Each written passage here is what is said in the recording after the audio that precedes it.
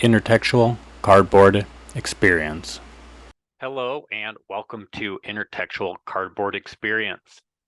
If you're like me, you're probably wondering how I was planning on following up or topping the greatness that was the most recent trilogy.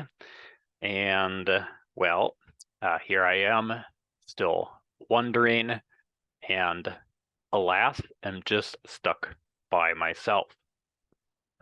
In well, uh, I still am kind of wondering. I had a really great time interviewing Trevor Benjamin, David Thompson, and then Brett J. Gilbert in the last 3 episodes. But the bigger reason why it's just me is kind of linked to the singular episode before those three, where it was just me again, and that one was just kind of introducing this little mini series or kind of mini season break, and potentially introducing the idea of having that be a thing as a supplement, or in this case with scheduling and the way that my spring is going, to just give this little slight pause. I kind of guessed that there would be the need for another one, and here we are.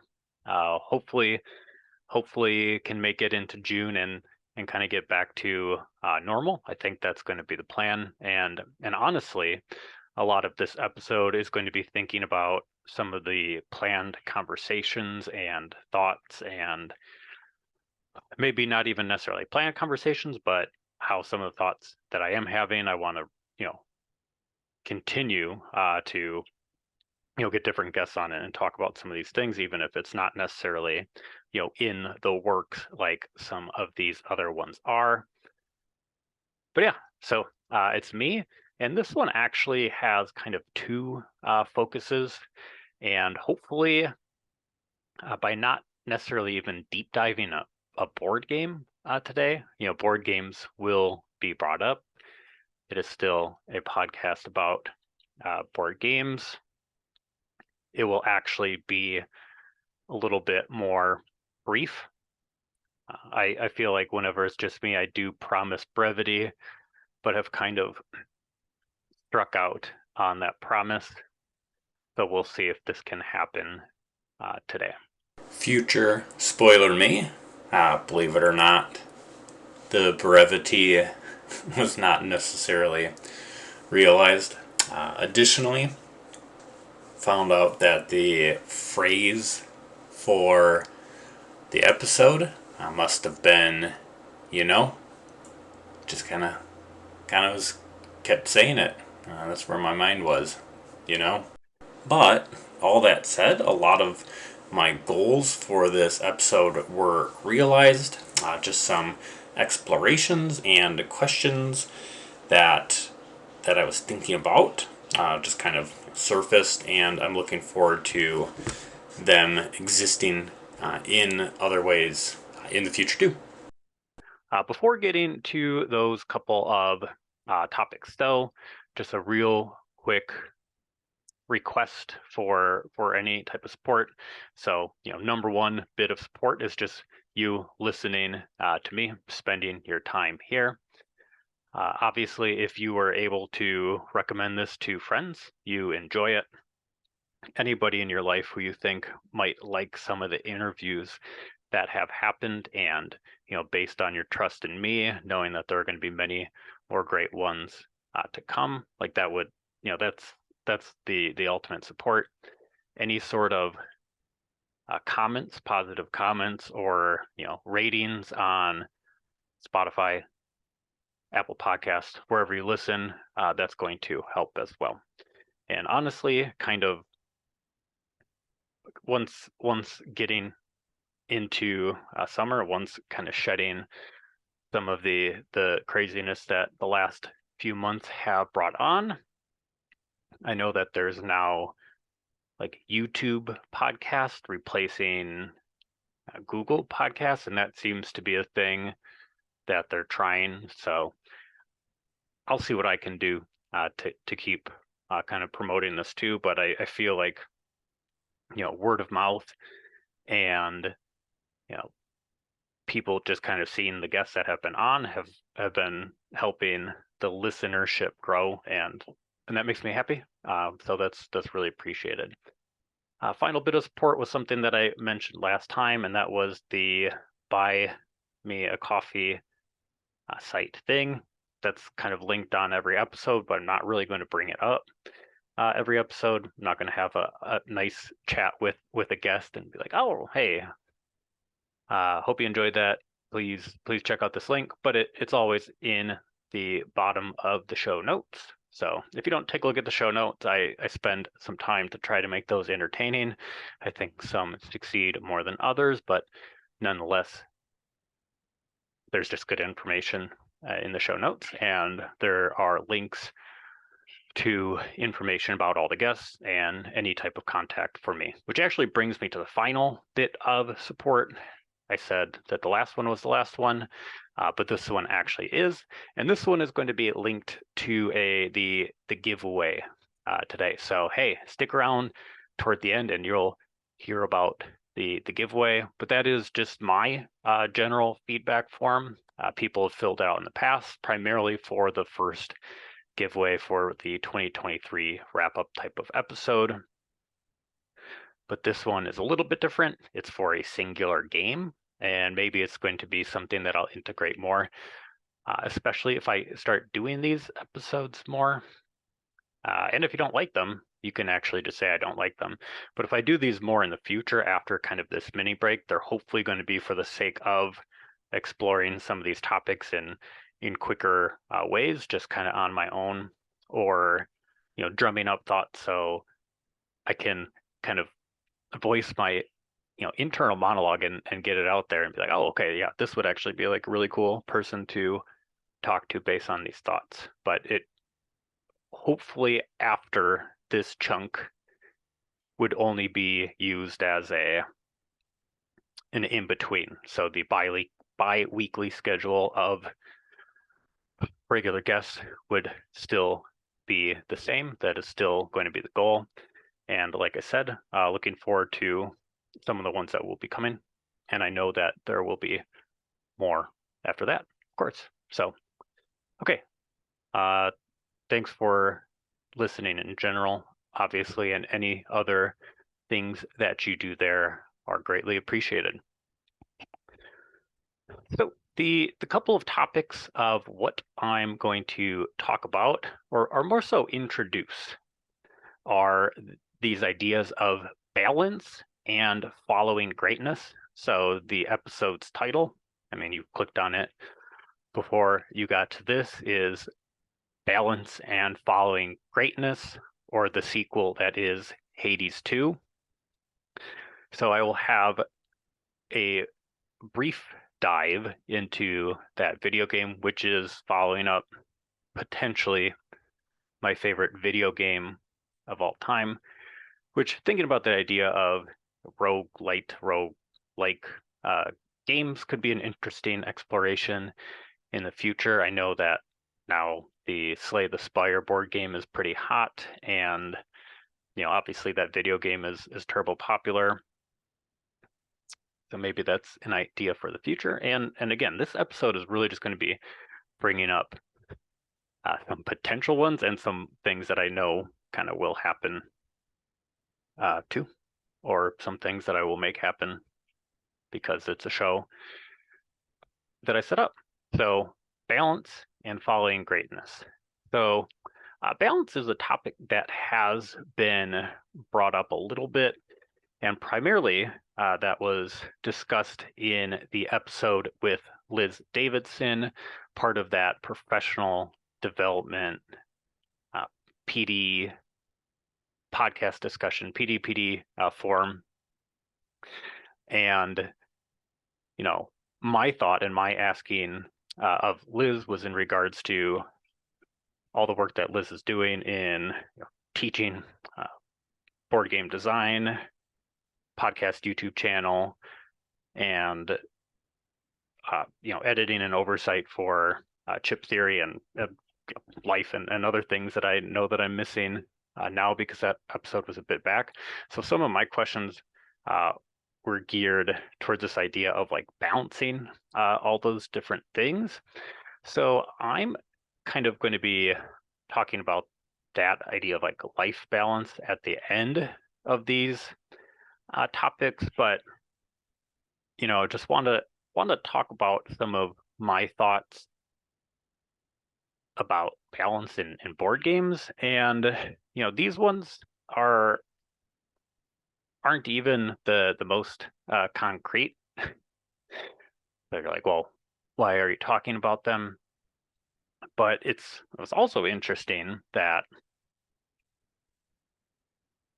I have that episode with Liz as my thought process behind some of these ideas of balance, and the episode of Liz's podcast that I'm listening to is the one with Joe Dewhurst on developing heavy games, and Joe Dewhurst being a developer uh, for GMT games. I think primarily I missed that from the podcast. My apologies. But there was this idea that was brought up about how sometimes in heavier or more interactive games, or things where the players can control more, that there's this idea of the players like working to balance. So if there are different factions or different powers, or all these different things, or even people knowing that X player works well with this group or is just good at this game, that king making or anti-king making, or whatever it is that you want to call it. I don't want to take that thought and change it too much from what it was, but that was just like an interesting thought that got me thinking about balance in board games. And if you've listened, which I mean, if you didn't listen to the trilogy of those three aforementioned designers, you should do that instead of this. But a lot of the discussion that we had was about abstract board games. And, I think the thing for, abstract board games is those are typically going to be pretty, quote unquote, balanced, no luck games where you can see the game state and, outmaneuver, out strategize, out study, depending on what the game is. Just having a more intimate knowledge of the game and what can happen. I mean, a super studyable game such as chess, like that is going to have like an inherent balance. But then, there's also the idea of, what can be done to balance things when players don't have that same experience, when one player has played it a lot more. And, maybe there's a level of, having, I think, okay, so this could be like me being completely wrong, but in the game That Time You Killed Me, I'm pretty sure the rule book has something along the lines of, if you are more experienced than your opponent, you can start with like one less piece or two less pieces or something along those lines. And that could be a way to rebalance. Think Santorini. I only play Santorini without the god cards, but maybe some of them work better for different players, or wind up making it easier. Or you could have one player of two, one player of one. That could be a completely wrong way to play the game. I don't know, but I think things can be done in those regards in these, kind of like, again, quote unquote, abstract, zero luck types of games. Perhaps there are factions that are just more difficult to play, or reaching their win condition winds up having the player have to, work harder or think differently, and or maybe just creating like a bad matchup. Like, okay, I've played this game more than you. I will play this character who just doesn't fare well against your character. Don't really have a great example for that one. Honestly, maybe something like Unmatched. And here's the thing too. I've played a lot of that game, but I don't have the most expert knowledge as to how different characters play against other characters. I'm sure you could look at data, or you could go to the forums and find out matchups that actually make that final statement true. And the thing about Unmatched is it actually is going to kind of lead into one of my other thoughts. So yeah, those are just some games, this kind of idea of balance in board games. But it's an interesting idea, because I think that conversation between Liz and Joe that I mentioned before, brings up ways in which players can do that within the framework of the game. And ultimately, I think that's like a really interesting way to think about it. So not a ton of me offering much to that thought now, but potentially the value of this, if any, talking to designers thinking about doing this is something that I want to come up with more concrete questions about, because clearly my answers were just thoughts, and they could have been wrong thoughts too, and I'm okay with that. But that's an idea, balance in board games. And with this podcast being one that looks into board games and other mediums, potentially even thinking about follow-up conversations about balance in other mediums, and how those compare to board games. I mean, obviously games and balance, so video games and thinking about that is probably a similar conversation. But what does balance in a book mean? What does balance in a book feel like? Is that considering all the literary elements and how much the author works to balance character, setting, exposition, dialogue, pacing, all those different things? Or do books get away with kind of finding their niche, finding their flow, and eschewing balance? Clearly not the most linked to board games, but maybe there is some overlap in the way that a book might do that and a narrative board game might. But I don't know. This thought about balance hadn't really been on my mind, except for thinking about it in regards to this episode. Just a mini exploration of balance in board games, balance in other mediums.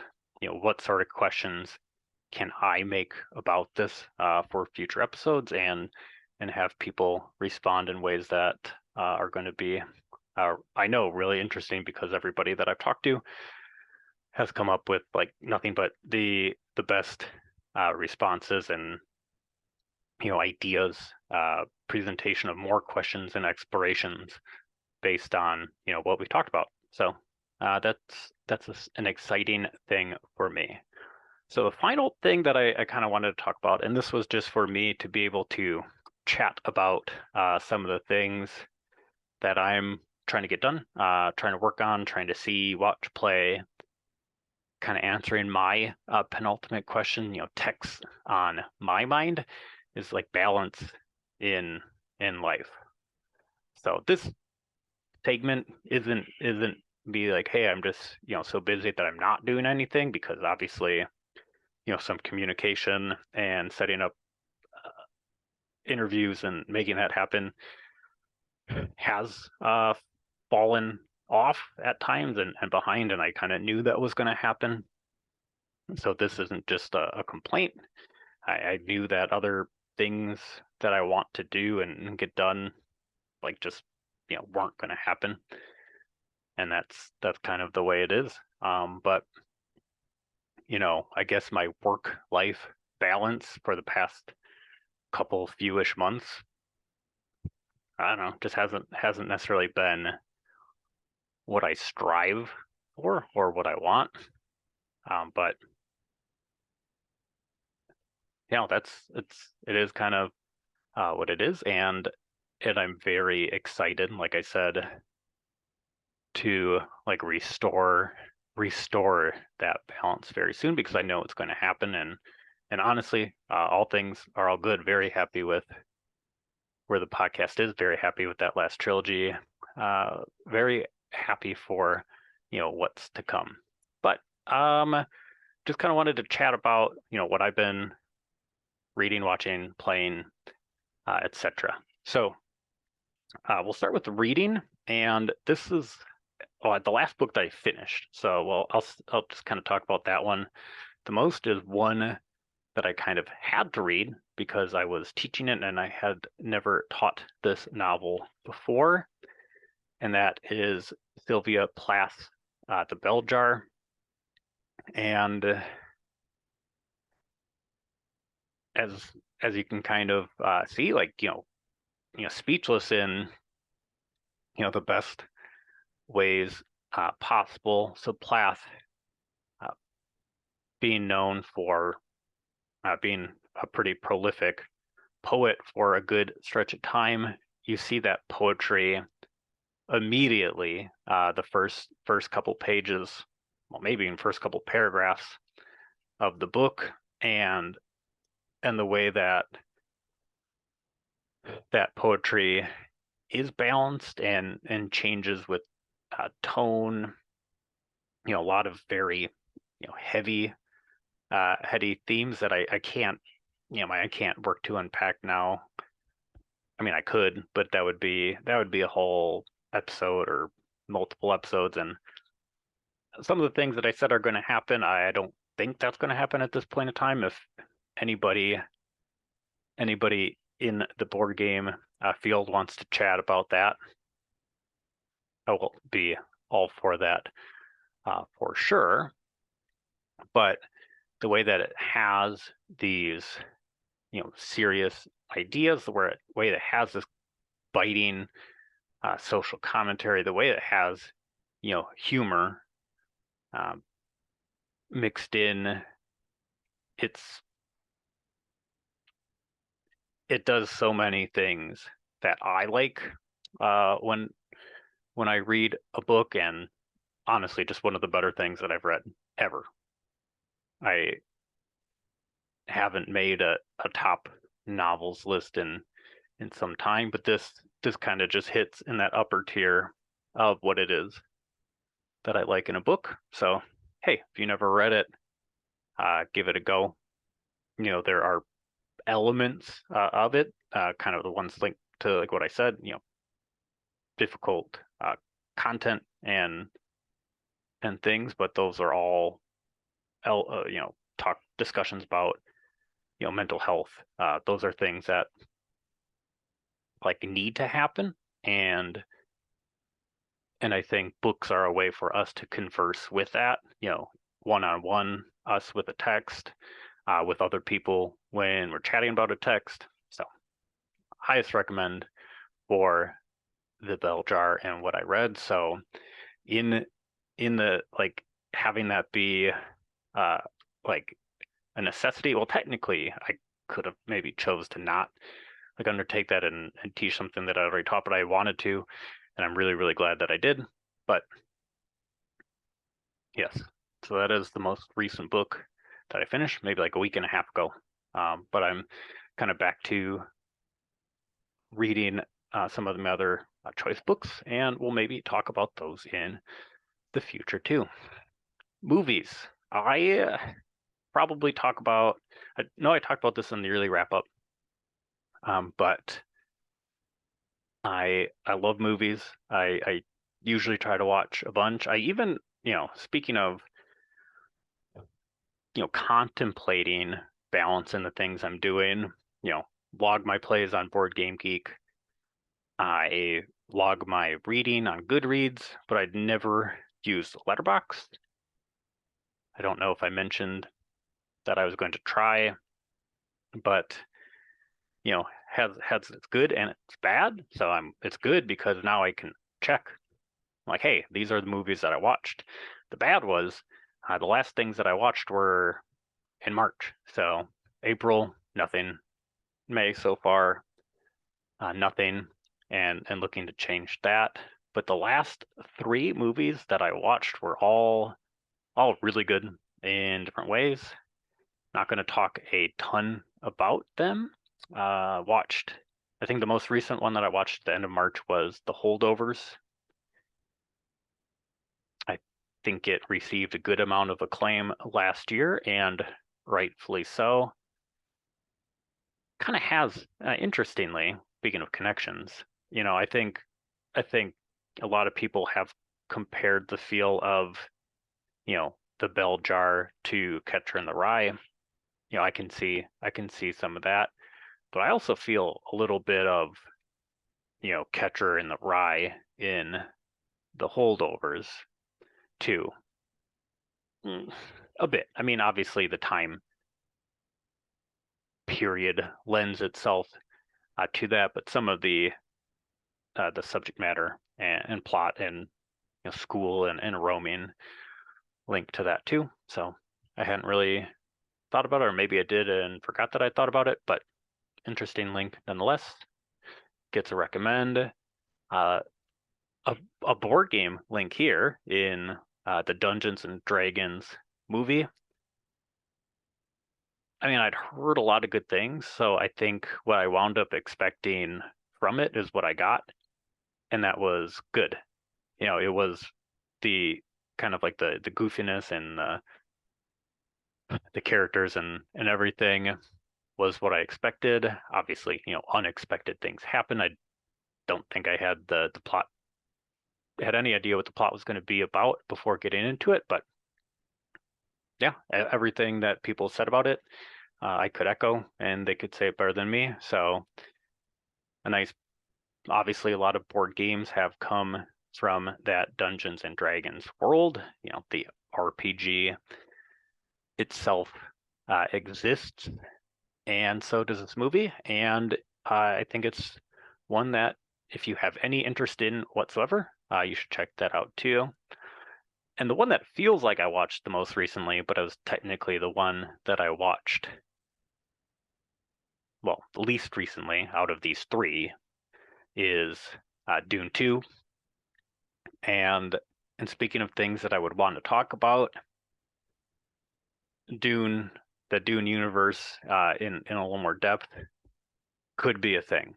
I think I want to play at least one more different Dune game. So I've read the first 2 novels, watched the first 2 movies. I've played a good amount of Dune Imperium. Big fan of Dune Imperium. I have Dune War for Arrakis, and getting to play that would be awesome. If I got to play Dune Imperium Uprising, that'd be great too. And if somehow I increase my typical game group of, either 1 or 2 people to, I think people say you need all 6, or if it's 5, I don't know that number.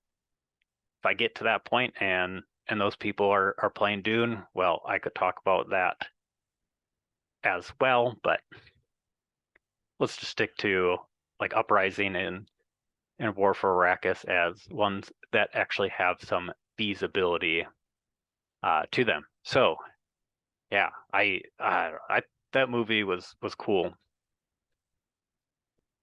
I think, they're coming from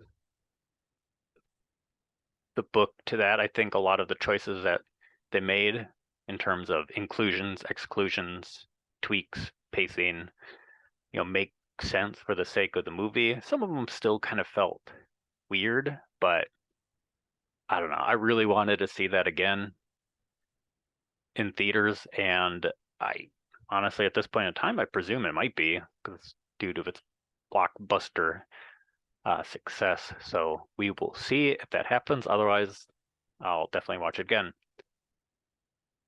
TV shows. The one, oh gosh, this might even be worse than movies. So shortly after the conversation that I had with Eric Slauson, Eric recommended Scavenger's Reign, and then coincidentally, so did John Perry. So I think I'd watched the first episode by the time I talked with John, and then I've slowly kind of been creeping through, and that's not for lack of interest or desire to watch it. I've been really enjoying Scavenger's Reign, but I'm at episode 9 maybe around there, not done. A lot of talk in the board game space about Earthborn Rangers recently, and that's not a game that I've played, but this idea of systems.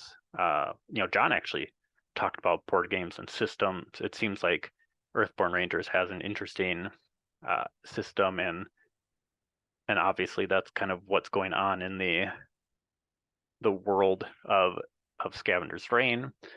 But there have been a lot of well respected and awesome and popular board game channels that have compared Earthborn Rangers to other video games as well.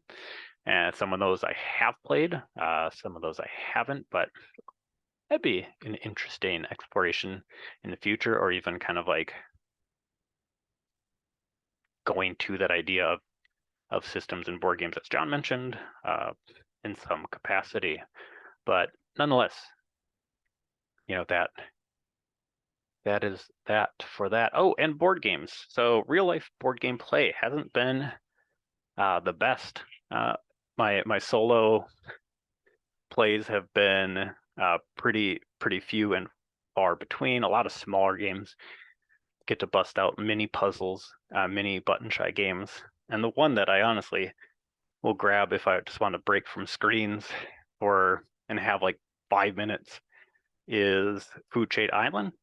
And I guess food chains are systems too. Maybe not in, well, this game. Obviously, food chain systems in real life are turbo elaborate, but a bigger number covering up a smaller number and then doing a special effect is perhaps not the board game system depth that other games could achieve.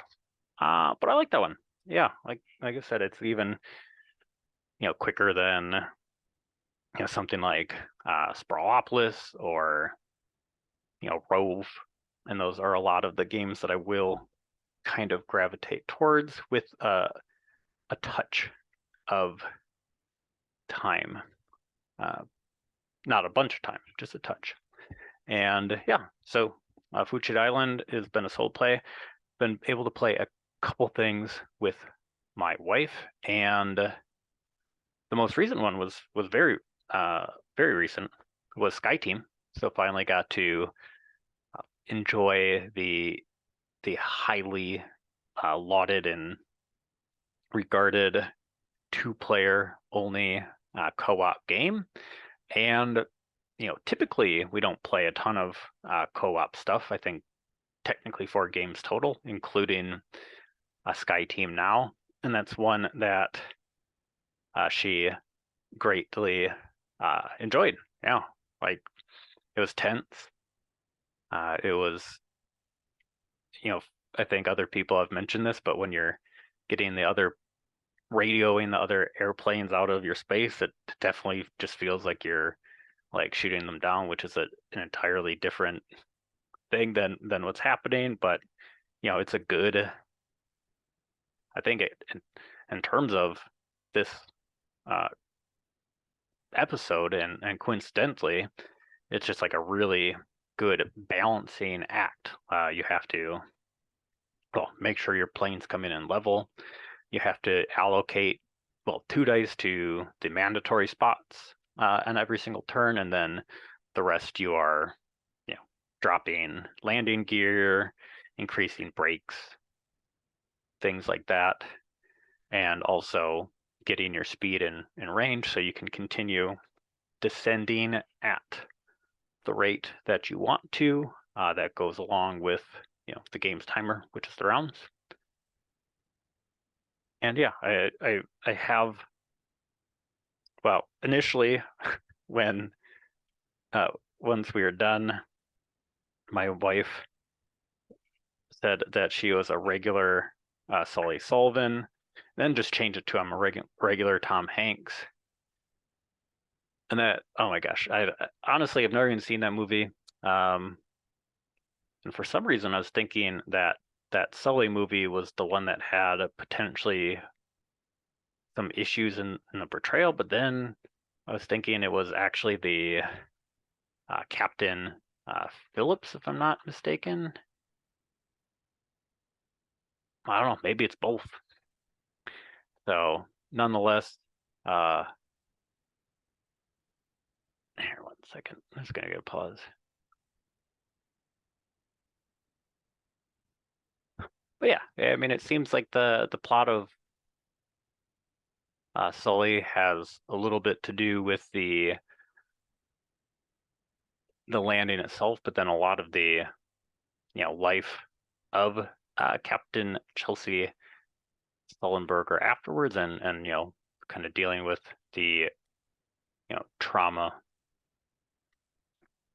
of that event too. But there it is. A lot of drama and seriousness encapsulated in a pretty quick 2-player co-op game. But that's kind of it for real life board games for now. Definitely played some other stuff, but not a ton. Okay, so that's kind of like the main thought. Just chatting and honestly seeing all these things that have balance in different ways. Let's see if I could get a word count on how many times that has been said. I know it's coming up a little bit in this next part too, but the part two, and I think this one's actually going to be a little bit quicker than the preceding section, is this idea of following greatness. So part two, following greatness, sequels, and expansions or game systems, what have you. In the recent episode with David Thompson, we had a little bit of a chat about this, as we talked about the Undaunted games, and I mean, okay, even any of those past few episodes talked about kind of following up games in different ways with those different things. And I would like to see what I can add to that conversation even more, because I really liked that chat that I had with David at that point in time, but it was also towards the end of the episode, and it was just a shorter one too. So I think when people are thinking about ways in which games can be followed up, you can have board games that's changed. You can have expansions, you can have standalone sequels. You could just have like a straight up sequel. You could have game systems too. You could have, like, I think coming up again, Unmatched, and having different characters. And interestingly, in what Unmatched did too, is take that competitive system and then released Tales to Amaze, which is something that I haven't played. And I think playing that and exploring that could be something that will come up and happen in the future too. But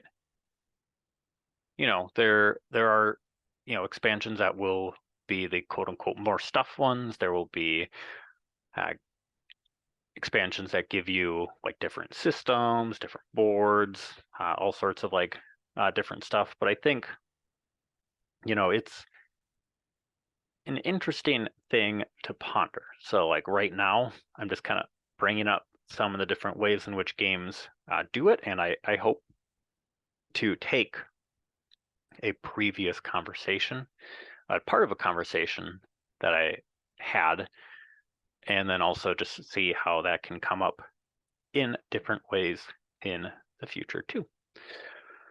So I was thinking about this idea though for two reasons. One of them was the joke at the beginning of the episode and how I was thinking of following up that trilogy and having it just be me, but also because video games. So one of the things that I didn't talk about in the preceding section in regards to the things that I like to do in my text exploration is like play video games, and that's something that I hadn't done much of for basically that same period for watching movies too. So I think the last time I played my Steam Deck was for Marvel Midnight Suns, and that was late March as well. But once I saw the early access to Hades 2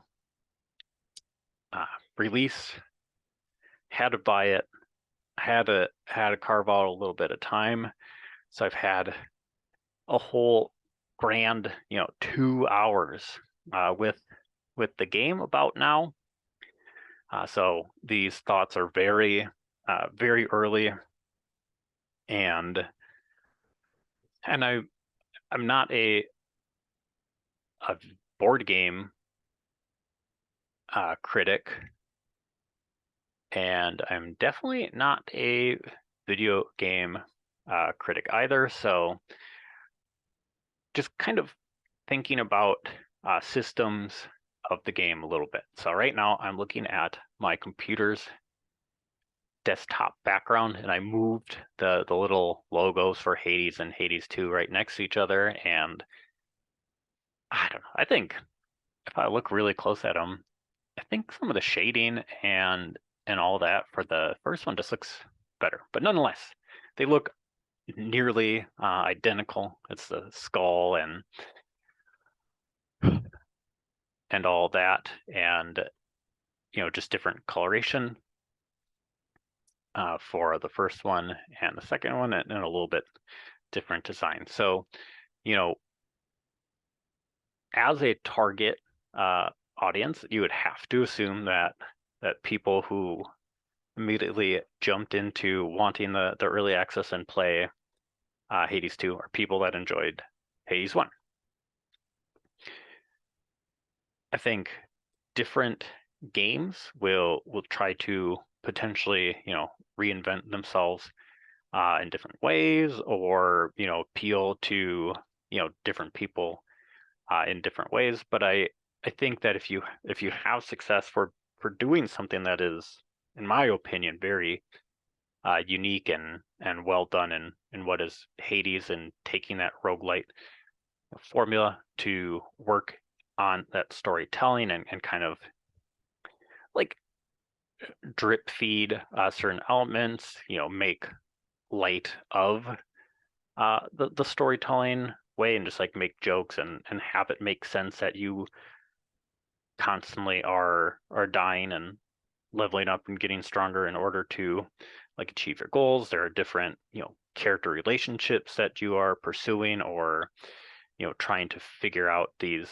subplots like with, and the way that Hades does that is great. So why not try to make a second one and then see what you can do.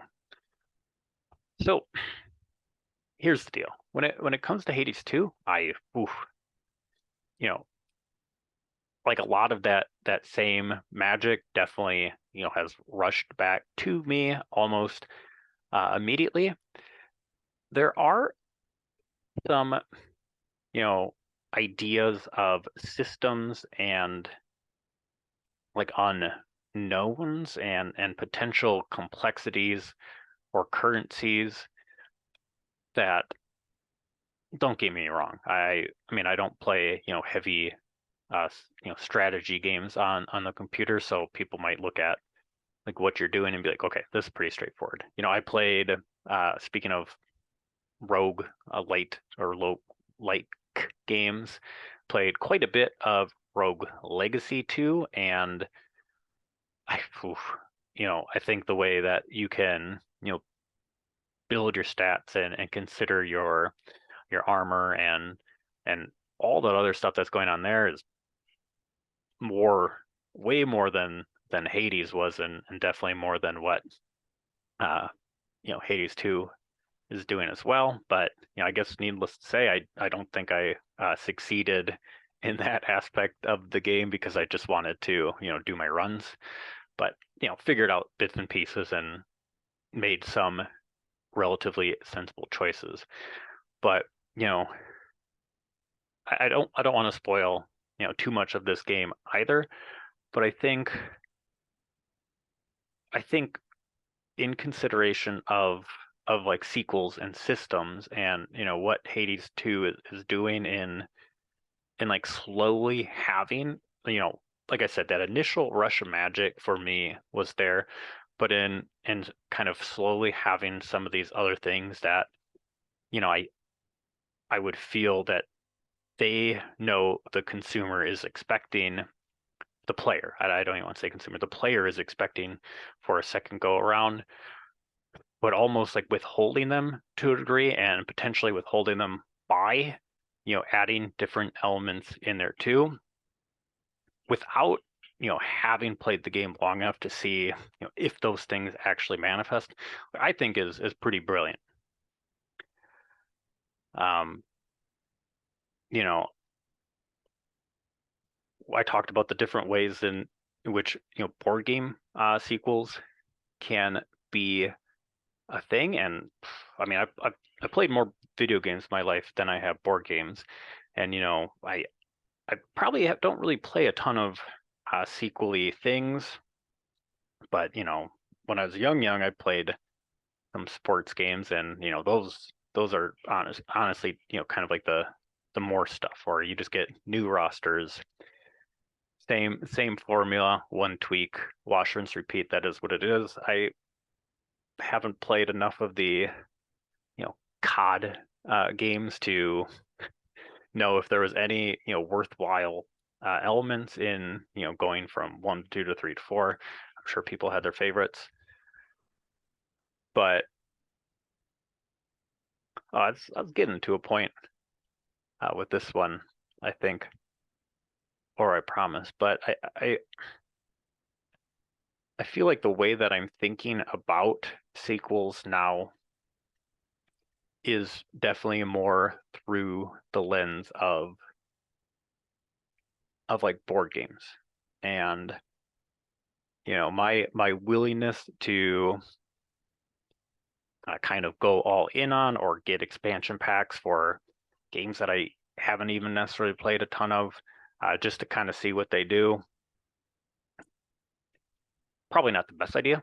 Um, Probably not the most economically, fiscally smart or sound decision making, but I think to me it's just an intriguing thing, and that's why I want to continue exploring it. So yeah, that's really about it for now. And I speaking of like card battlers, that was kind of the focus of last episode.